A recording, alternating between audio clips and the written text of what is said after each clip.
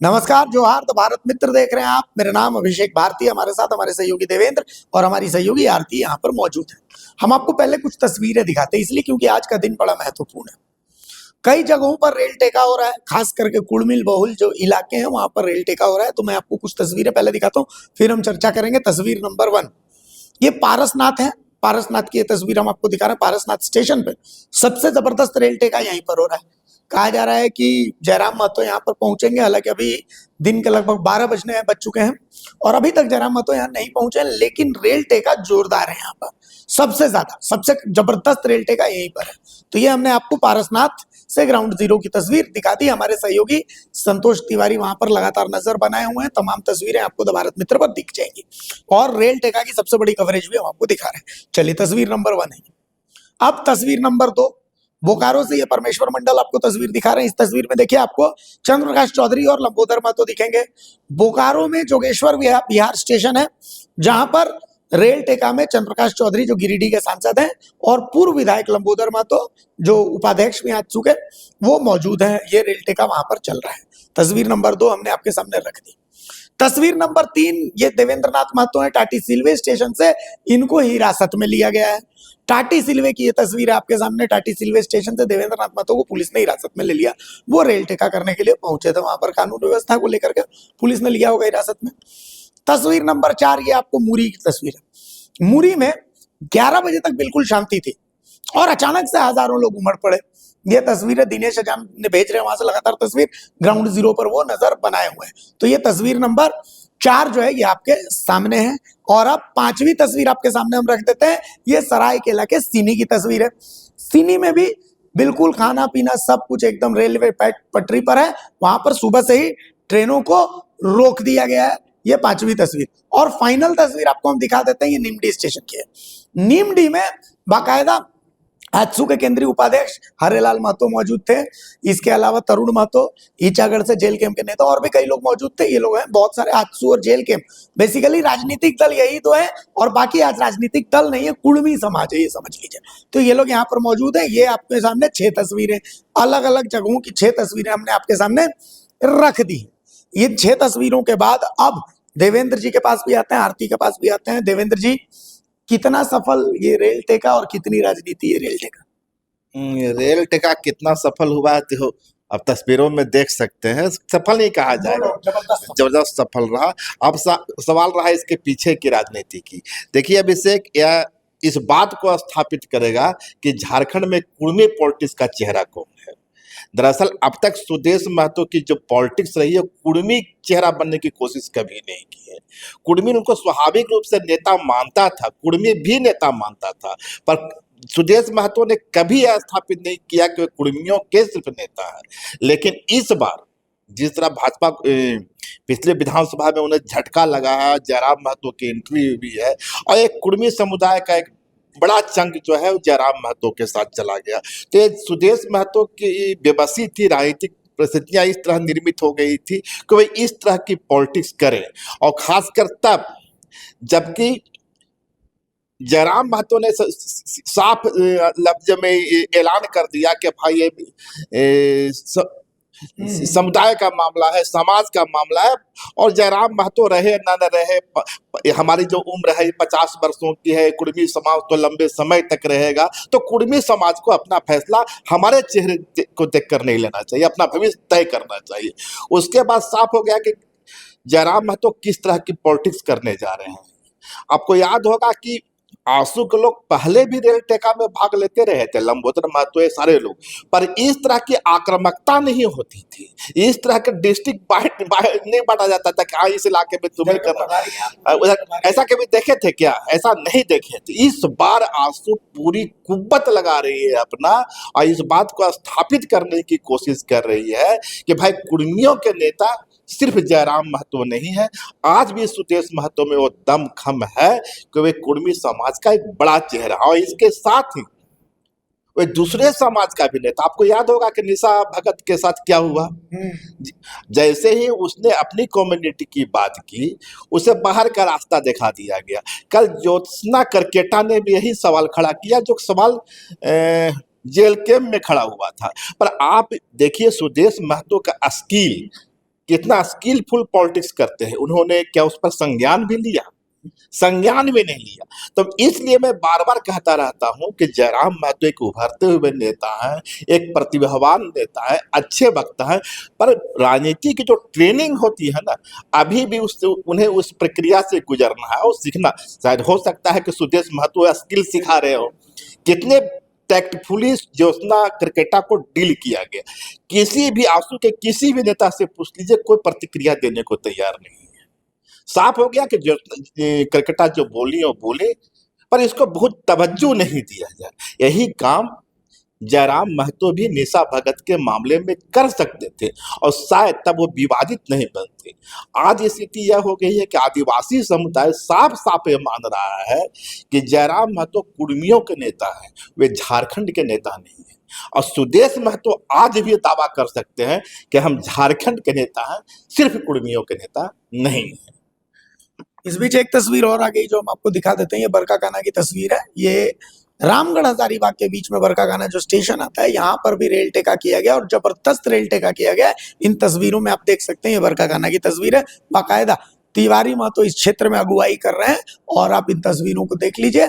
जबरदस्त रेल टेका बरकाकाना स्टेशन पर भी आरती। कल ज्योत्सना क्रिकेटा का आपने बयान सुना, अभी देवेंद्र जी ने साफ साफ कह दिया कि भाई ये एक मैसेज तो क्लियर। सुदेश महतो आज कह सकते हैं कि भाई मैं झारखंड का नेता हूं, लेकिन जयराम ये नहीं कह सकते। उन पर ये ठप्पा लगेगा वो कुर्मियों के नेता है। तो इसका क्या लगता है, बेनिफिट होगा जयराम को, नुकसान होगा? सुदेश को बेनिफिट होगा, नुकसान होगा? नहीं, हर सिक्के के दो पहलू होते हैं। अगर सिर्फ इस पर्सपेक्ट में देखेंगे कि इस आंदोलन को लेकर जो कुर्मी समुदाय को एकजुट करने की कोशिश हो रही है या फिर कुर्मी समुदाय का कोई एक ऐसा प्रोमिनेंट चेहरा बनाने की कोशिश हो रही है, तो शायद यहाँ पर फायदा मिल सकता है जेएलकेएम को और जयराम महतो को, क्योंकि जेएलकेएम ने पहले ही ऐलान कर दिया कि भाई समाज पहले रहना चाहिए, बाकी पार्टी रहे ना रहे, इंसान रहे ना रहे। तो यहाँ पर जेएलकेएम को इस मामले में जरूर फायदा मिलेगा। लेकिन पास में ही देखिए घाटशिला चुनाव भी है, उपचुनाव कराना है। अब यहाँ पर परिस्थितियां बदल जाएंगी। अब यहाँ पर ये होगा कि भाई अब आदिवासियों के अगेंस्ट है, सर्वमान्यता की बात जहां पर आती है, अब यहाँ पर फायदा आजसू ले जाएगा, क्योंकि आजसू ने अपने दोनों पालों को खुला रखा है। यहाँ पर एक दरवाजा बंद जरूर हो रहा है जेएलकेएम के लिए, लेकिन दोनों दरवाजे खुले जरूर है आजसू के लिए। आजसू के लिए कुर्मी भी साथ हैं और जो एसटी वोटर्स हैं वो भी साथ आएंगे, क्योंकि ज्योत्सना क्रिकेटा ने जिस तरीके से कल बयान दिया, अगर सुना होगा आप सबने, तो आपने देखा होगा कि खुली तौर पर उन्होंने कुर्मी समुदाय को ये कहा कि कैसे एसटी को, आदिवासियों को, जनजातियों को कैसे दबाया जाता है, उनके कंधे पर रखकर कैसे बंदूक चलाते हैं ये महतो समुदाय। उन्होंने खुलकर ये बातें कही हैं। तो इसके बावजूद भी पार्टी का कोई संज्ञान नहीं लेना, पार्टी उसको तवज्जो नहीं दे रही है, किसी भी तरह की चून हुई नहीं है पार्टी में। तो ये बताता है कि पार्टी को इससे कोई फर्क नहीं पड़ता है कि आपका पर्सनल एजेंडा क्या है, पार्टी किस लाइन पर काम कर रही है वो बेहद अहम है। और शायद यही दाव खेल सकते थे जेएलकेएम सुप्रीमो जयराम महतो भी, जहां वो चूक गए। अगर निशा भगत ने आदिवासियों की बात की थी तो ये उनका निजी मुद्दा हो सकता था, जिस तरह से उन्होंने ईसाई वाले मामले को उठाया था। लेकिन इसीलिए निशा भगत का पलड़ा वहां भारी पड़ा। उन्होंने कहा जब ईसाइयों की बात की मैंने तो पार्टी को कोई फर्क नहीं पड़ा, और जब मैंने आदिवासियों की बात की तो मुझे पार्टी से निकाल दिया गया। तो यही फर्क है मैच्योरिटी में। पॉलिटिकल मैच्योर होना कितनी बड़ी बात है। ये दोनों धड़े महतो बेल्ट के लिए आजसू सुप्रीमो सुदेश महतो भी वही चेहरा है और जयराम महतो भी वही चेहरा है। तो ये फर्क है मैच्योरिटी का, कि आप जब धीरे धीरे पकते हैं तब आप सर्वमान्य नेता के तौर पर माने जाते हैं। तो यहाँ एक चूक हुई है, लेकिन फायदा और नुकसान की बात होगी तो इस जो अब तक तस्वीरें सामने आई हैं, और अगर कुर्मी समुदाय की बात होगी तो अनडाउटेडली जेएलकेएम को इसका फायदा मिलेगा, क्योंकि जेएलकेएम खुलकर इस मामले में अपनी बात कह चुका है। जयराम महतो अपनी बात कह चुके हैं, जबकि आजसू सुप्रीमो गोलमोल जवाब देते नजर आए हैं। भले ही अलग अलग प्रभारी अलग अलग जगहों पर तैनात किए गए हों इस आंदोलन को सफल बनाने के लिए, लेकिन उनका रवैया ढुलमुल गोलमोल जरूर रहा है कुर्मी वाले मुद्दे को लेकर। तो ये फर्क पड़ेगा इस मामले में। अब फर्क इसलिए पड़ेगा, जयराम महतो ये सवाल खड़ा कर सकते हैं और कर किए भी है कि भाई आप तो सत्ता के भागीदार रहे हैं और आज भी आजसू एनडीए के पार्टनर है, तो ये आंदोलन करना ही क्यों पड़ रहा है? लंबोदर महतो को सड़क पर उतरना ही क्यों पड़ रहा है? तिवारी महतो को कुबत दिखानी ही क्यों पड़ रही है?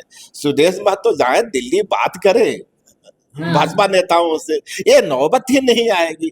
नौबत तो इसलिए आ रही है ना कि भाजपा आपकी मांग जो डिमांड है कुर्मी समुदाय का उसे स्वीकार करने को तैयार नहीं है।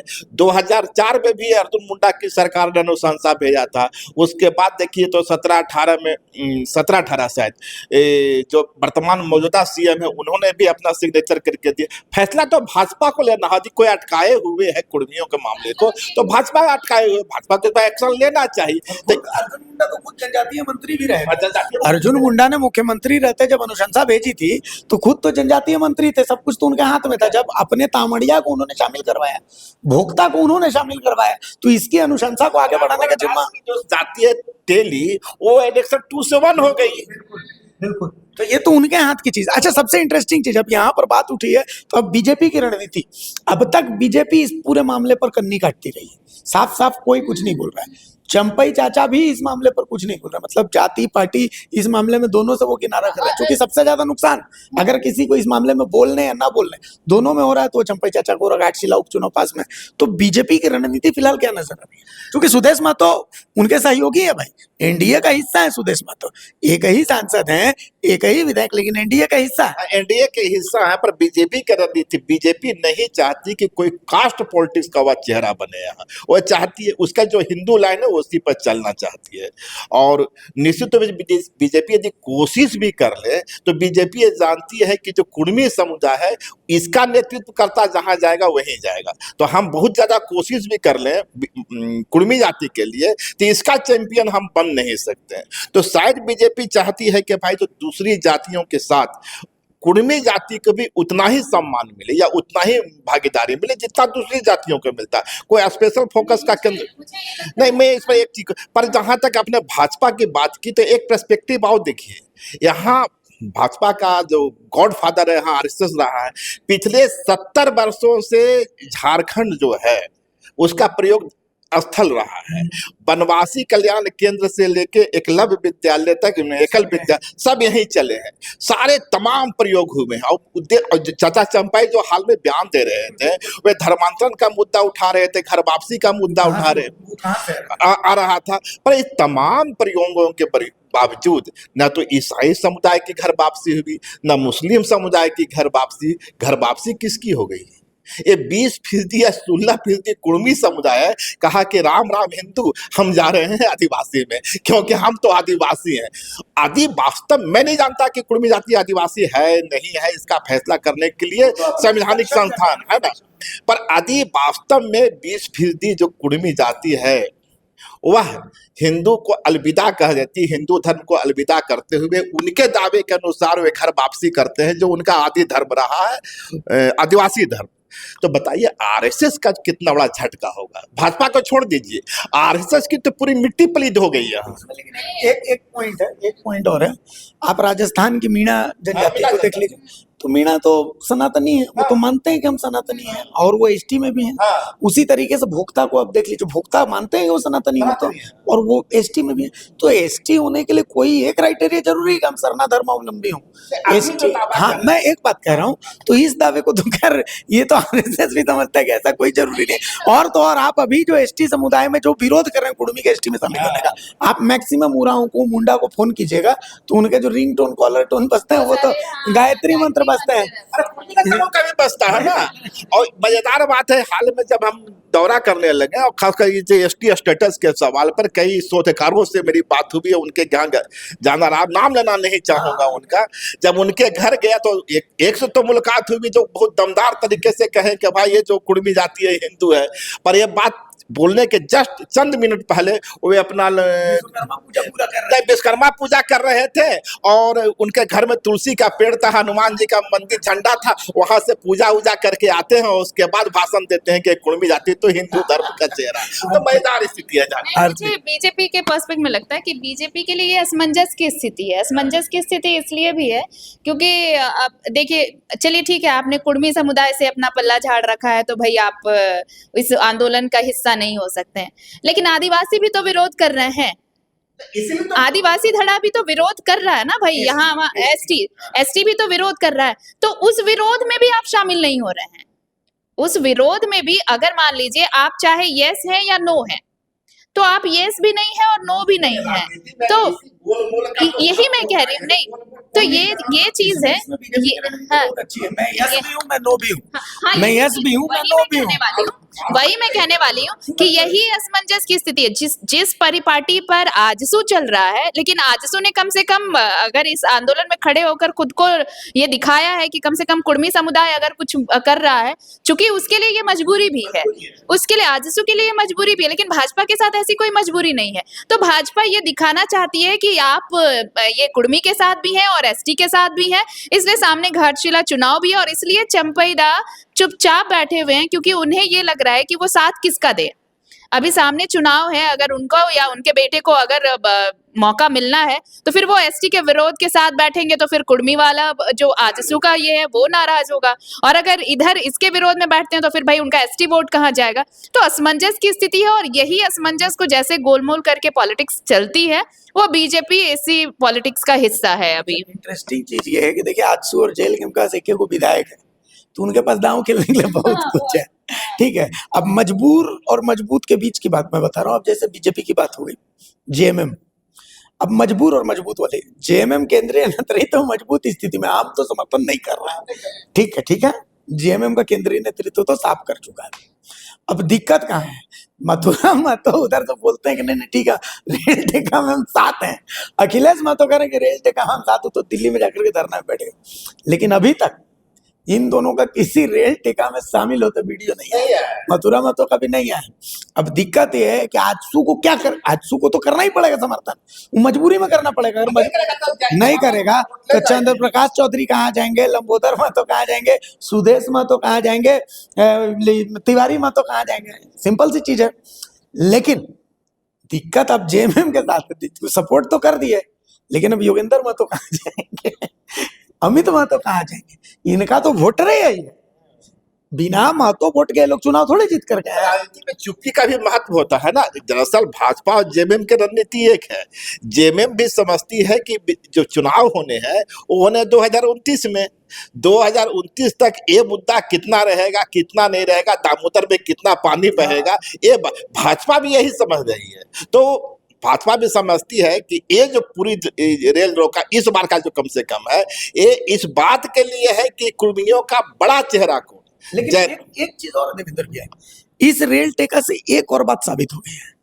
एक बात ये साबित, मैं ईचागढ़ की तस्वीर बता रहा हूँ। ईचागढ़ में हरेलाल महतो और तरुण महतो अगल बगल बैठे थे।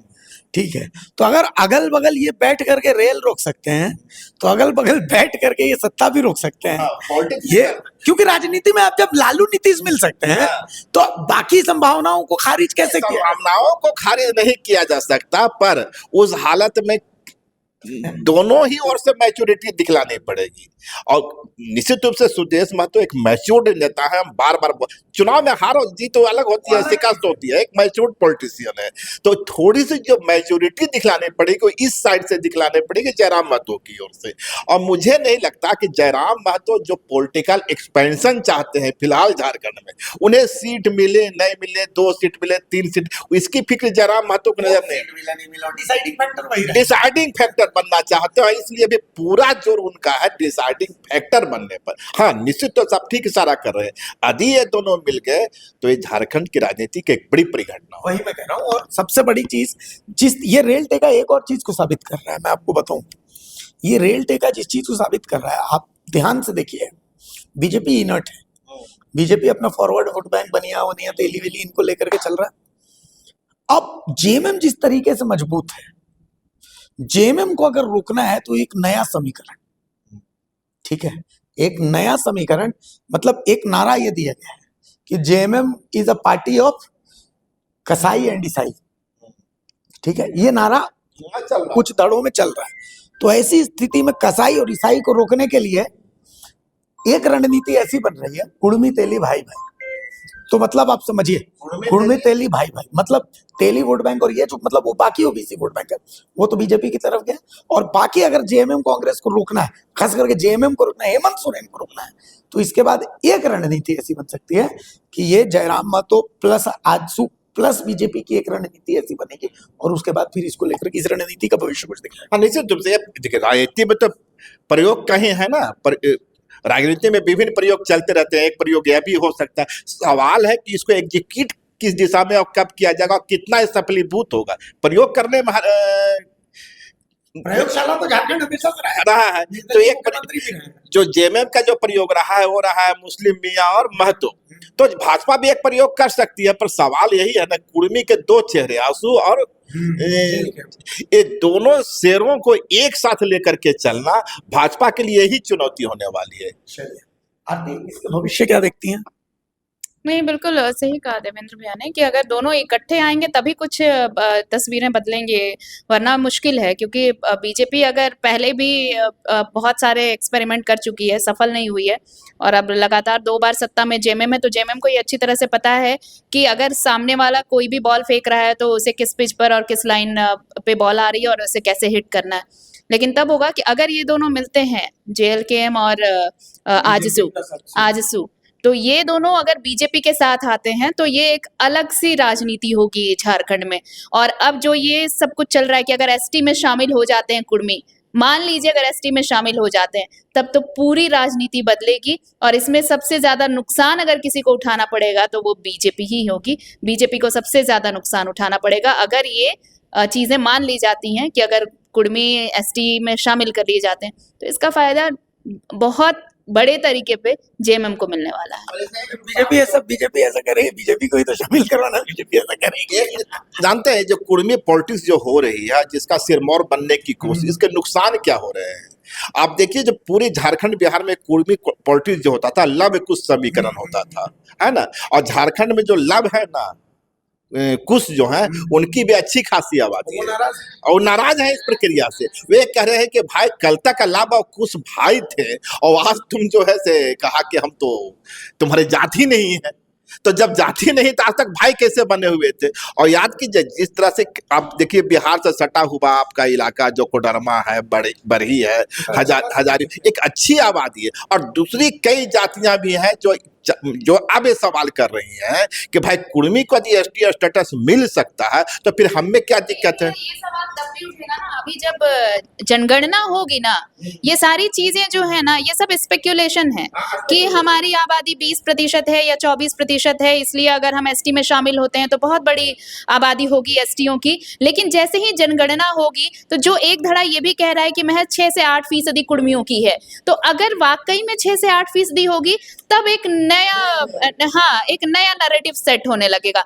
तब मुझे लगता है कि अगर एसटी सूची में इन्हें शामिल भी किया जाएगा तो एक दूसरी स्ट्रैटेजी जरूर तैयार होगी उनके खिलाफ कि भाई अगर 6 से 8% और 20 से 24 दोनों में बहुत ज्यादा फर्क है। तो ये बहुत कुछ डिपेंड करेगा कि अगर सेंसस होता है तो उसकी रिपोर्ट क्या आती है, सेंसस में क्या नजर आता है, तब जो और सबसे ज्यादा इफेक्टिव झारखंड की राजनीति ही होने वाली है। क्योंकि देखिए झारखंड में अगर एक निर्दलीय मुख्यमंत्री बन सकता है तो आप समझ सकते हैं यहाँ उस वक्त तक जाति और ये सब की इतनी परिकल्पना नहीं रही है। जैसे बिहार में जातिगत राजनीति सबसे ज्यादा अगर कहीं होती है तो बिहार और महाराष्ट्र में होती है। लेकिन अगर झारखंड की बात करें तो अब धीरे धीरे झारखंड भी उसी भी रोड पर चलने लगा है। झारखंड भी जातिगत राजनीति को लेकर आगे बढ़ने लगा है। अब ये कुर्मी आंदोलन अगर सफल होता है, जो अब तक तस्वीरें आ रही हैं, तो आने वाले चुनाव में ये एक बहुत बड़ा रोल प्ले करने वाला है ये आंदोलन। जातियों का मूवमेंट भी हमें देखने को मिलेगा। कल कुशवाहा जाति का मूवमेंट मिलेगा, कल तेली जाति का मूवमेंट मिलेगा और कल और भी कई जातियां हैं जो सामने आएंगी। तो निश्चित रूप से झारखंड का जो सियासी हलचल तेज होने वाला है। तो कुल मिलाकर के आज के रेल टाका का जो इम्पैक्ट है, वो इम्पैक्ट आने वाले कई दिनों तक, कई महीनों तक, कई सालों तक रहने वाला है। और रहने वाला है कि नहीं रहने वाला, यही कुर्मी राजनीति का भविष्य भी तय करेगा। तो अभी तक की जो अपडेट्स है वो तो हमने आपको दिखा दी। भारत मित्र इस पर सबसे बड़ी कवरेज भी आपको दिखा रहा है और भारत मित्र के साथ आप जुड़े रहिए। बाकी ये हमारी निजी थिंकिंग है, आपको क्या लगता है आप हमें कमेंट्स में बताइए कि आप क्या सोचते हैं कि आपको भी लगता है इसमें कुछ और एंगल हो सकते हैं। बिल्कुल हो सकते हैं। तो आपके तमाम सुझावों का स्वागत है, आप हमें कमेंट्स में बताइए। बाकी कंटेंट पसंद आए तो लाइक कीजिए, सब्सक्राइब कीजिए, शेयर कीजिए हमारे वीडियो को। नमस्कार, जोहार।